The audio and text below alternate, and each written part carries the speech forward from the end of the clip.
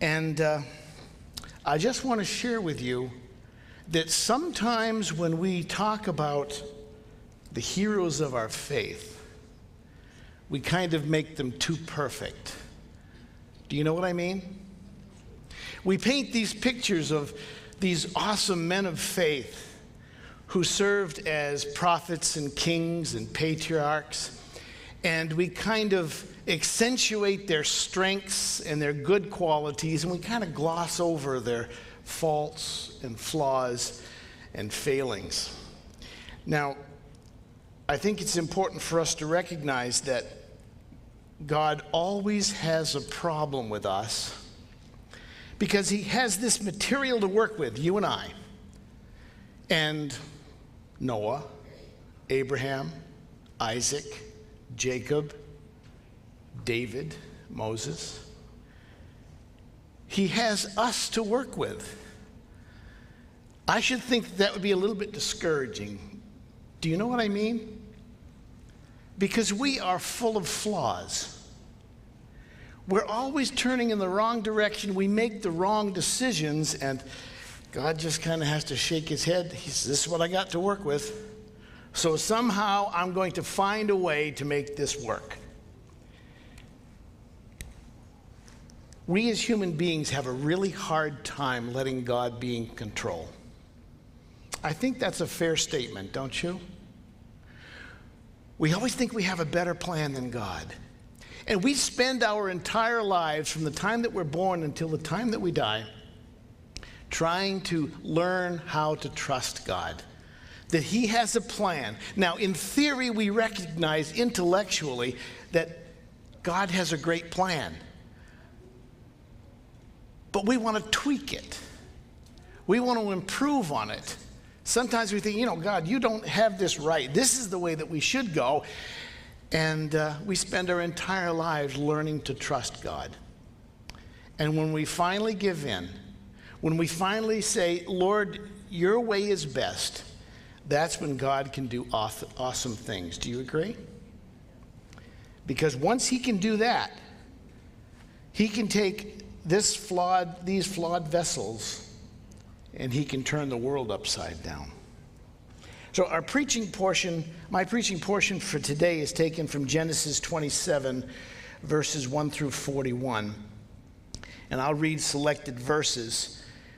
We're talking about Jacob and Esau.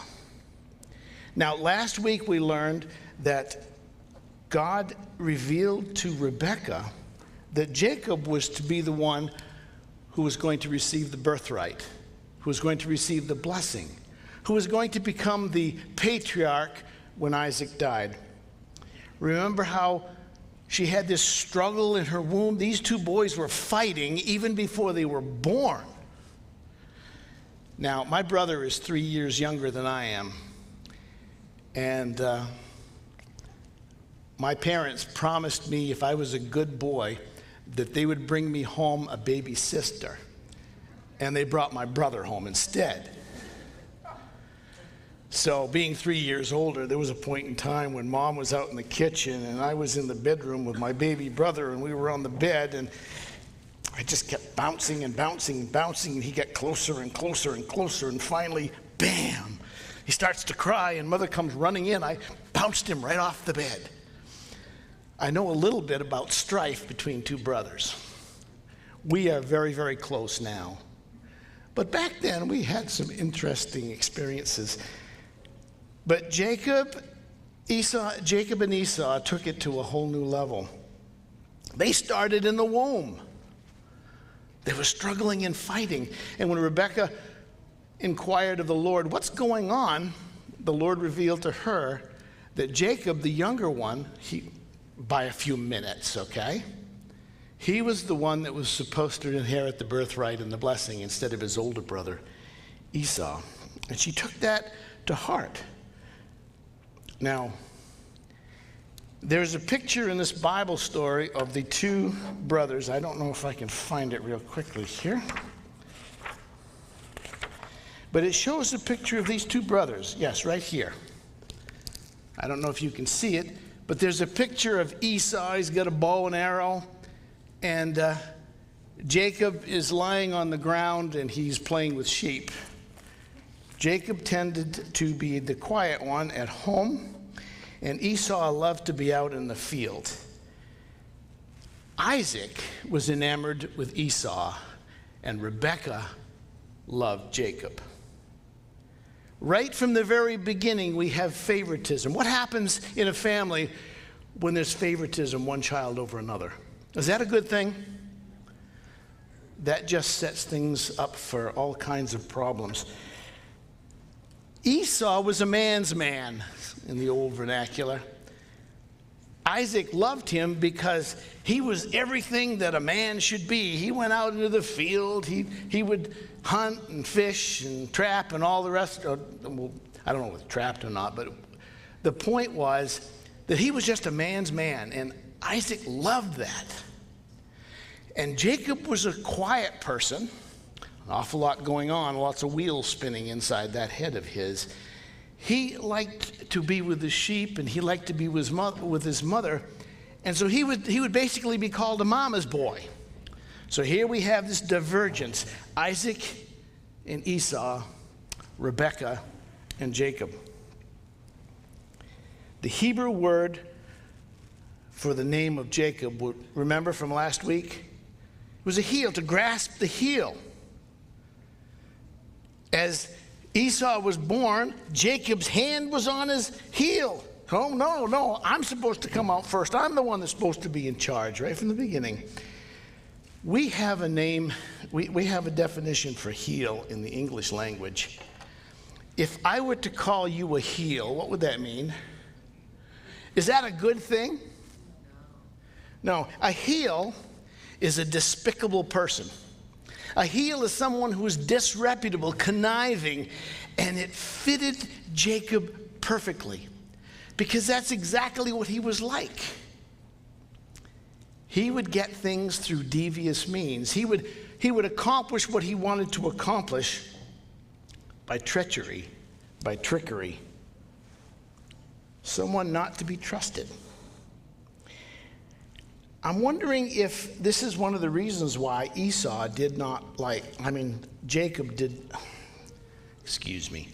Isaac didn't like Jacob, because he saw those traits and those personality that in his character, and he didn't like what he saw in Jacob, and so he naturally spent more time and more favoritism on Esau.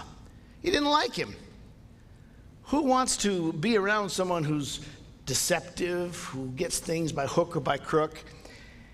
And Rebekah, evidently that wasn't a problem for her. She loved him.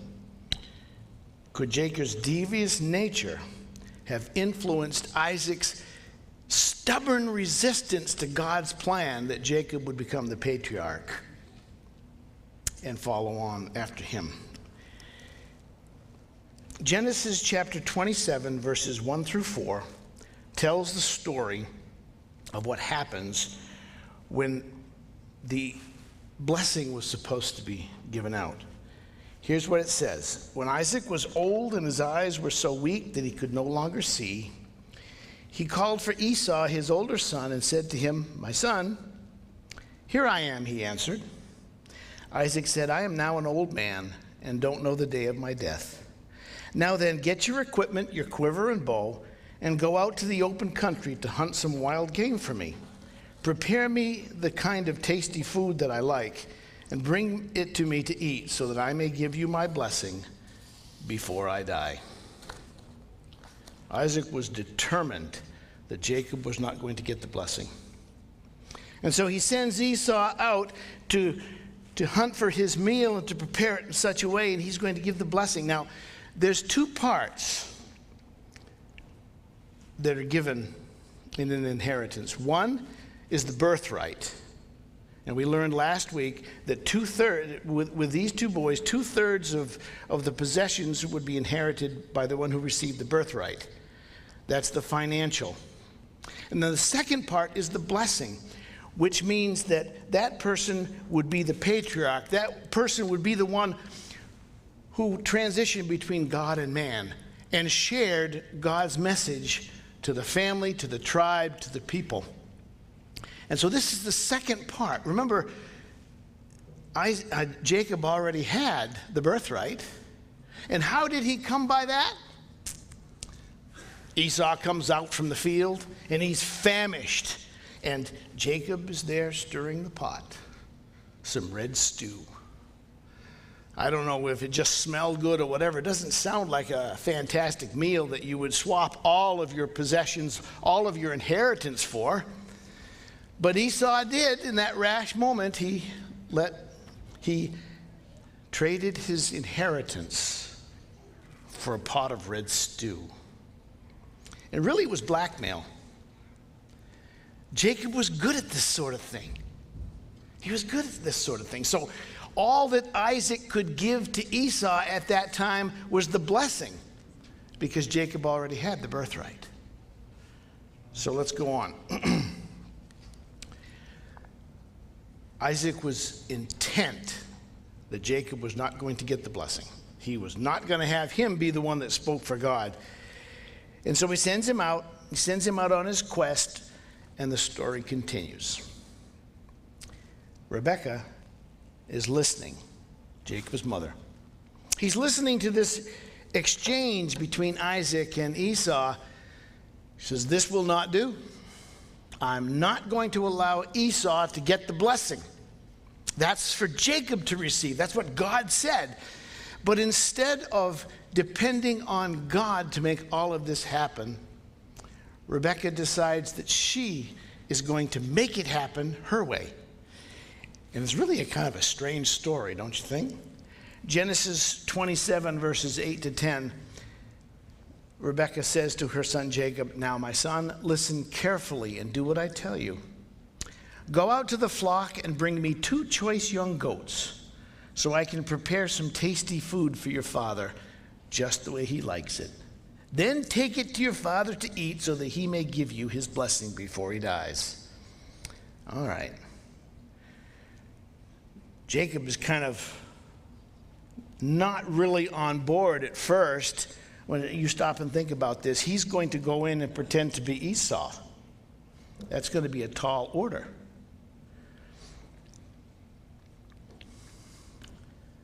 Interesting. So, what is it? How is she going to make this happen? She's got to make Jacob seem like he's Esau. So I think Rebekah had a devious mind too. We'll get into that just a little later. But she comes up with this plan. Okay, we're going to take these 2 goats. Excuse me. I'm going to take these 2 goats. I'm going to prepare a beautiful meal for your father, and you're going to present it, and you're going to pretend to be Esau. And Jacob says, "But I'm a smooth man, and he's a hairy beast. How are you going to make that happen?" "Don't worry," Rebekah says. "I'm going to take these goat skins, and I'm going to put it on the back of your hands, and I'm going to put it on your arms, and I'm going to put it on your neck, so that when your father touches you, he's going to know, he's going to think that you are Esau." That's quite a plan, isn't it? Well, that's not the only thing she does. She takes some of Esau's clothes and she puts them on Esau so that he will smell like his brother. Well, evidently they didn't have deodorant back then, so that when he put on these clothes, he would smell like Esau. What a plan. And then Jacob says, "But mother, if this plan goes south and my father figures out that I'm Jacob and not Esau, I'm not going to get a blessing. He's going to give me a curse." And Rebekah says, "Don't worry about that. If there's any curse that's going to happen, that curse is going to fall on me." And those were prophetic words, because that actually happened. Long story short, Jacob takes the meal that Rebekah has fixed for him and takes it in, and he pretends to be Esau, and he has all the right words, and he says what his mother has told him to say, and even though there's a little bit of concern on Isaac's part, he accepts it. This must be Esau, and so he gives him the blessing. So now Jacob has the birthright. He has the inheritance that's going to come to him when his father dies. And now he's received the blessing, which is the spiritual part. He will be the patriarch. He will be the one that will speak for God to his family, to his tribe, to his people. But how did he get it?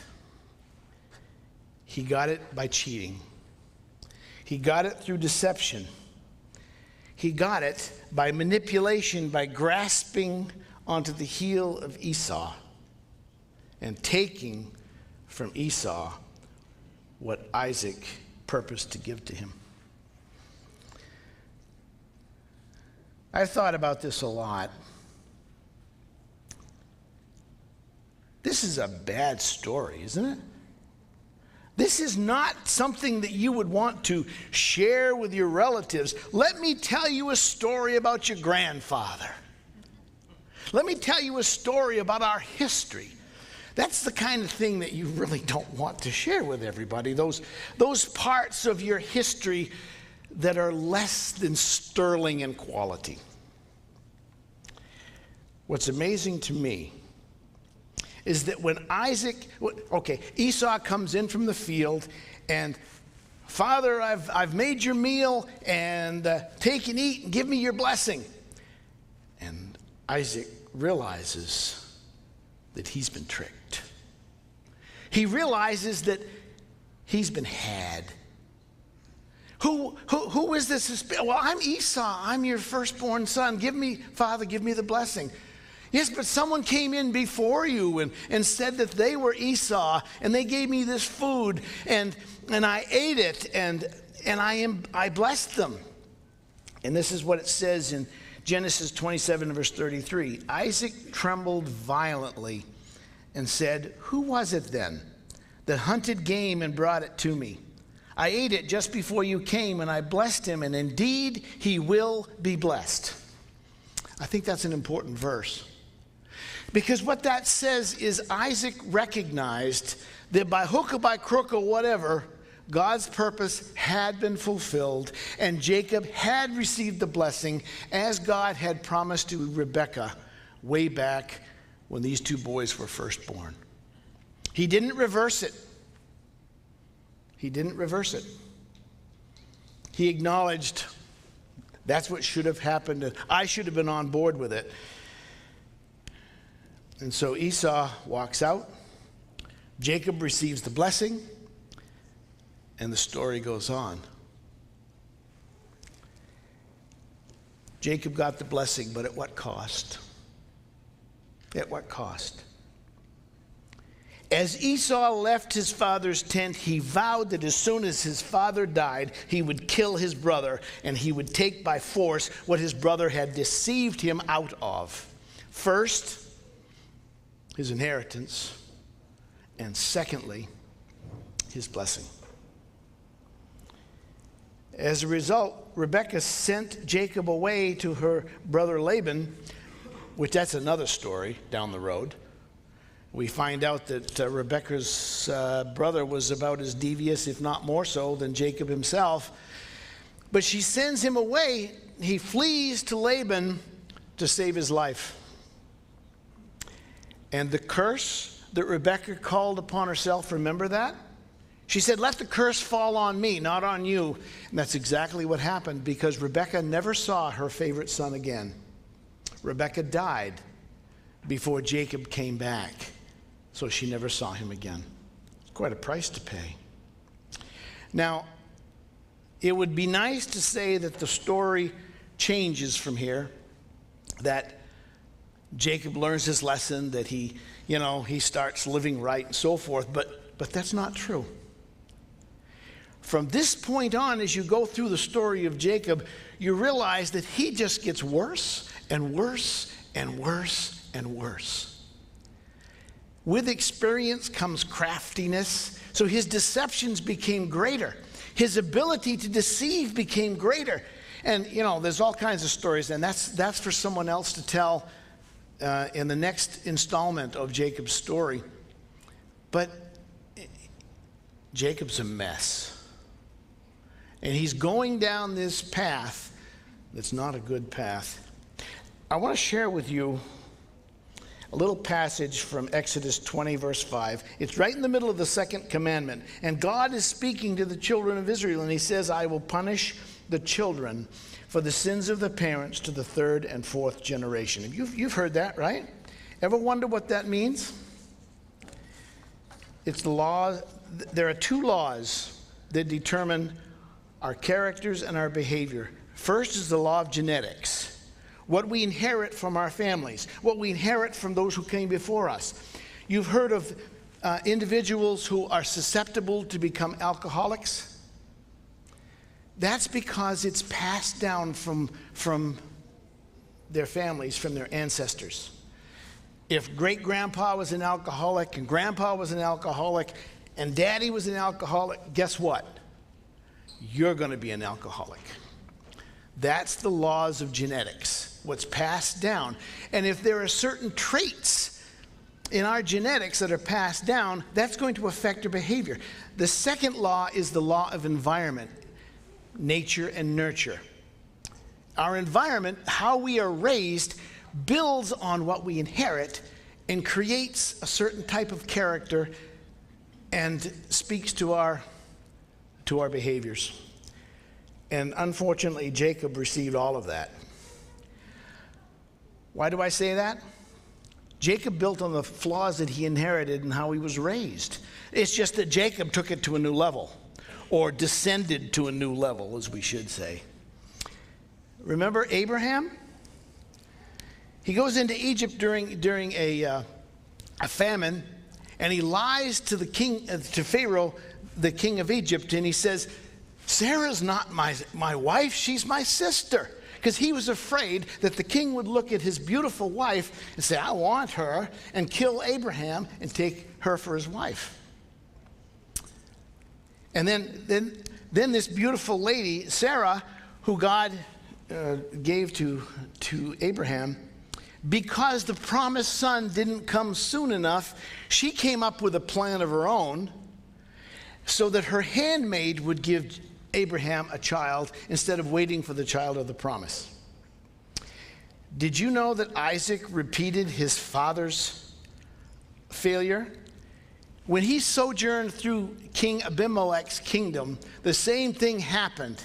He told the King Abimelech that Rebekah, his wife, was not his wife, but was his sister, because he was fearful that the king would see how beautiful she was and kill him and take her for himself. So it's like the sins of the fathers are passed down from generation to generation. Isaac refused to accept God's plan for Jacob because he didn't like how Jacob was turning out. And he was fearful that God would not be able to make any corrections in his life, and he had no business being a leader or to inherit his wealth. Jacob had already stolen the birthright by blackmail. And so as you look back at it, you realize that Abraham and Sarah were Jacob's grandparents. And they passed on their traits through Isaac to Jacob. There's a verse in Jeremiah chapter 17, verse 9, and this is what it says. It says, the heart is deceitful above all things, and what? Desperately wicked. Who can know it? The heart is deceitful. The heart, the center of ourselves, our natures. Now, I want to share with you that I'm finished with my preaching portion. But you really don't want me to leave on this note, do you? Here we have this picture of failure, this treachery, this deception, this story about Jacob and how he inherited the birthright and how he inherited his blessing. What lessons do we learn from this story? I want to say something that might be shocking to you. This is God's love letter to us, isn't it? But this is a book of failure. Did you know that? This is a book about the failure of humanity to be good, to act in proper manners, to act the way that God wanted us to act. But it's also a book about victory and success, not because of human beings, but because of God himself. God can take all of the failures that are written in this book about his people, his patriarchs, his prophets, his kings, all those failures, and he can turn every mess into something beautiful. Isn't that wonderful? And that's what he does with us. Now, the reason why I say it's a book of failure is because when we act on our own as human beings, we are always going to fall on our faces. Isn't that right? But when we act act as God wants us to act, everything changes. God works it out. Abraham, at the end of his life, finally learned to trust God. When God said, "Take Isaac, your son, your only son, and offer him as a sacrifice on Mount Moriah," Abraham had no idea what was happening, but he said, "I have messed up all of my life. I've tried to make everything happen my own way, and I don't know what God is trying to do, but I'm going to trust him." And so he takes Isaac, and they head for Mount Moriah. And as they're journeying along, Isaac turns to Abraham and he says, "Father." "Yes, my son." "I see the wood and I see the fire, but where's the lamb?" Now this must have really struck a dagger into Abraham's heart. And he said, "The Lord will provide a lamb." And that's exactly what he did. God honored the fact that Abraham could finally trust God. King David, before he was king, was tormented and hunted down by King Saul, who wanted to destroy him, wanted to kill him. And David and his men were in the back of a cave, and King Saul and his soldiers came to the mouth of the cave, and they spent a night together. And David's followers said, "This is your opportunity, David. This man has tormented you. He's hunted you down. He's given you no rest night or day. This is your opportunity to take and end his life and seize the kingdom of Israel." And David said, "No, I won't do it, because that's not God's plan. I'm going to let God be God, and I'm going to let him decide when I take the throne." David showed trust in God. Now, he messed up in many, many, many other ways later on in his life, but he trusted God, and he came around to it, and God blessed him. Unfortunately, human beings tend to learn their lessons the hard way. Have you ever had to learn? Don't raise your hands, because mine would have to go up too. Have you ever had to learn a lesson the hard way? Realize that you were wrong and God was right, and you go, "Oh, you're right, Lord." Job, in the midst of his suffering, in the midst of his pain, not knowing what on earth was going on, he said this, "Though he slay me, yet will I trust him." There was something that happened last night at the hospital. We had a lady that was brought in. She had open heart surgery, and everything seemed to be going well. And then a blood clot broke away from the surgery, and she had a stroke, and her left side is paralyzed. Not only that, she has cirrhosis of the liver. She has kidney failure, and they've been fighting for 15 days to keep her alive.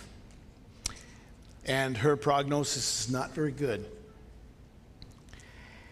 And I was called to her room along with the ethicist, 2 doctors, 5 nurses, and 2 security guards. Because this lady, who is very mentally acute and very much aware, says, "I am tired of fighting. I don't want to continue anymore. Take this tube out and let nature take its course.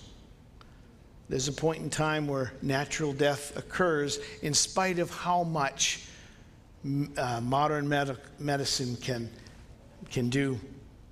But her son was absolutely adamant that she couldn't do that, and that he was not going to let her be extubated because that would be wrong, and that's suicide, and God would send her to hell for that. It was quite a scene. Obstinate, difficult, trying to make the decision for his mother. It was painful, and I recognize just how painful that sort of thing is when an individual sees that end of life is coming, and they're okay with that. And family members hold off and try to make decisions for that person. Eventually, this individual had to be escorted out of the hospital. She was extubated. She's still breathing. You know, I prayed with her. I prayed over her. And we'll see what God does. But that's her choice and her decision. If natural life, if end of life comes, she's okay with it. She's a strong Christian. She knows that Jesus will take care of her. As I think of that, I kind of felt the anger welling up inside of me. And I was only in that room for like 40, 45 minutes, but it seemed like an eternity as we went through that whole process. Why do I tell you that story? I picture Jesus dealing with us. Now, up in heaven, there is this beautiful, beautiful marble pillar. It has all the striations of the white and the dark and so forth. It's just a gorgeous pillar in the center of the courts of heaven, but there's a dent in it. I picture as Jesus deals with us, every now and then he goes up to that pillar and he just grabs it like this and he beats his head against it. Why? It's so easy. All they have to do is let me trust you. Now, there really isn't a pillar in heaven with a dent in it. But I'd like to share that illustration with you for this reason. Jesus loves us. And he doesn't just deal with our craziness, our foolishness, our obstinateness, our sinfulness for 45 minutes. Jesus deals with us 24/7, every moment of the day in, day out, from the day that we are born until the day we die. And he still loves us. I picture him stepping away from that pillar in heaven that has the dent in it. And he steps away, takes a deep breath, and a big old smile comes across his face. You know why I do this? Because I love them. I love them. They're wonderful people in my mind. And I will make them what they should be when I first created them. And I can't wait till they're redeemed, until I get to spend eternity with them. That's how God views us. He can take every one of the horrible messes that we make, and admit it, folks. Some of us sin small, some of us sin big. Some of us have great stretches of trusting God, and then we don't trust, and then we come back to him. But we make horrible messes. And what is beautiful is that God takes those messes. He can take the mistakes that we make and bring something beautiful out of it. He really can. Hawk Nelson wrote a song called Diamonds. We've had it sung here at Compass. Here and now I'm in the fire, in above my head. So often aren't we above our heads? Being held under the pressure, don't know what'll be left. But it's here in the ashes I'm finding treasure. He's making diamonds. Diamonds. He's making diamonds out of dust. He is refining, and in his timing, he's making diamonds out of us. God bless you as you learn through experience that God can be trusted. His ways are truly best. And like the heroes of the Bible, with all their flaws, He can make something beautiful out of us, diamonds out of dust.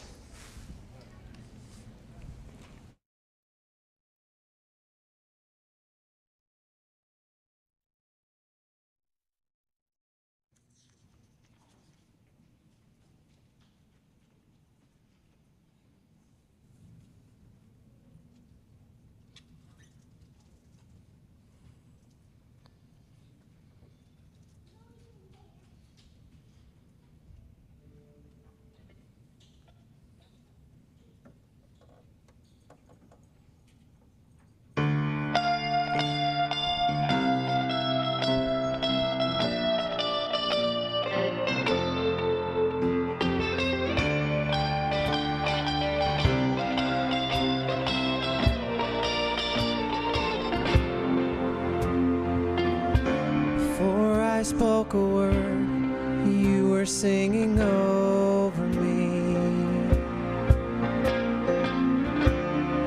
You have been so, so good to me.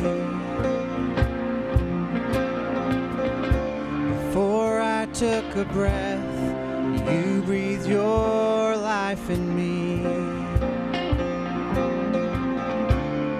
You have been so, so kind to me. Oh, the overwhelming, never-ending, reckless love of God. Oh, it chases me down, fights till I'm found, leaves the 99. I couldn't earn it, I don't deserve it. Still you give yourself away. Oh, the overwhelming, never-ending, reckless love of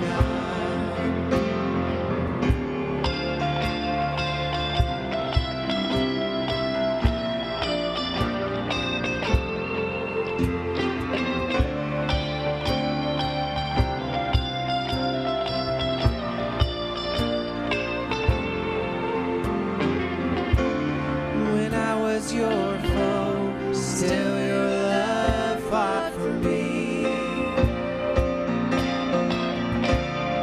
You have been so, so good to me. When I felt no worth, you paid it all for me. You have been so, so kind. Love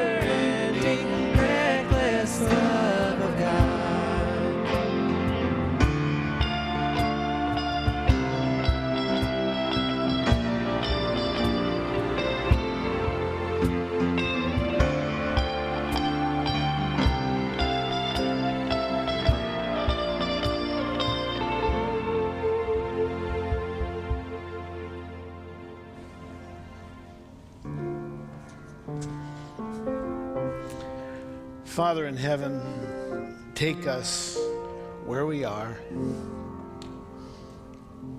and love on us. Thank you that you can take our messes and turn them into something beautiful. You made Jacob a patriarch, a spokesperson for yourself. And he has spoken to us down through history. Lord, may we learn that your ways are best, that in the end, we can be everything that you want us to be, but only through who you are. It's not about us, it's about you. Send us out from this place with a new conviction that we can freely and wonderfully trust in you to carry on through us and in us. And give us that peace that we all need, knowing that with you all is right with the world. In the name of Jesus I pray. Amen.